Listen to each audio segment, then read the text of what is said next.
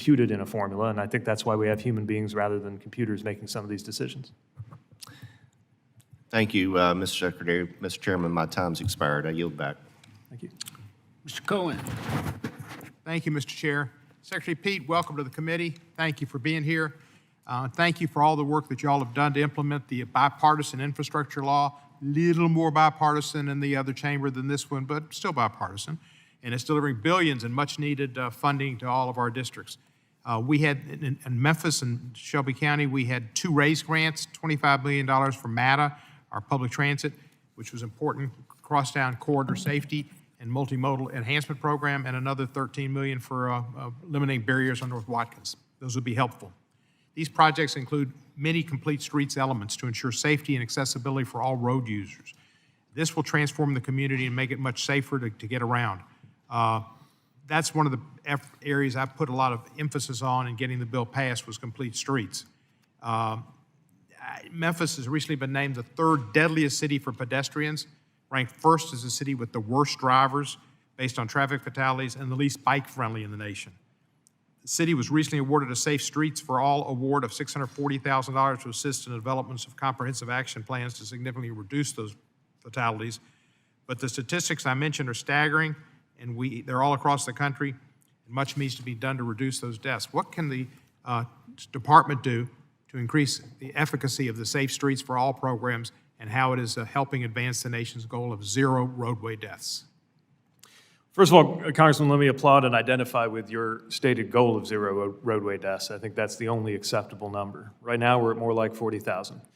The first step in reversing the rise of roadway deaths is to see it stop. We think it has stopped, but we're a long way from having cause to celebrate.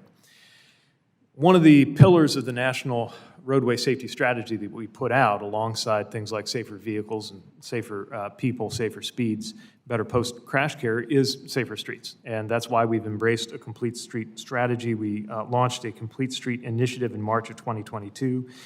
We've delivered a report to Congress called Moving to a Complete Streets Design Model to try to encourage designs where across the streetscape and sidewalk, cyclists and pedestrians and vehicle traffic and transit and everything else can coexist peacefully.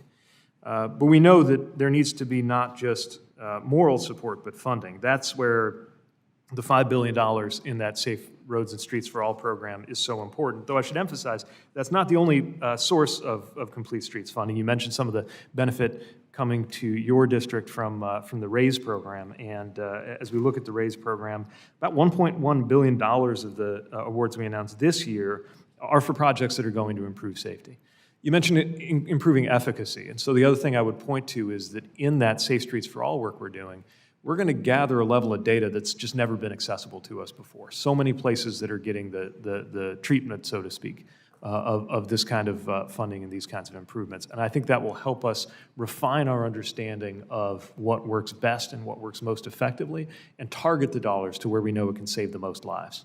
And I know you know this, but the facts are in minority communities, it's more likely that there are not going to be sidewalks. It's more likely they're going to have not have median strips that help. There are crosswalks for people to get across and pedestrian passing. And that's one of the reasons we have so many high deaths on pedestrians and even bicyclists.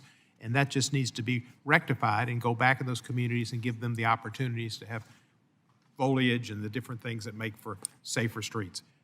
We have to incentivize our state governments too, because they put out a lot of these grants. And can you do things to incentivize the state governments, kick them in the rear or something?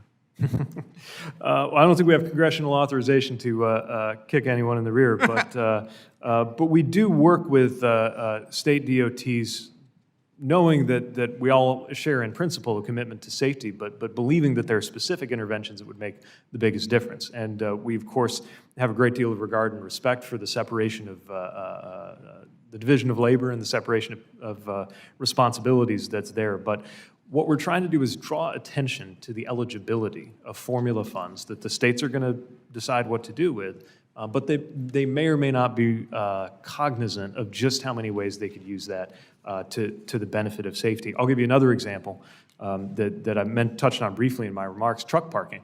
This is something that I'm not sure all states are aware they can apply federal aid highway formula dollars to help solve. I'm about to lose my time, and I appreciate that.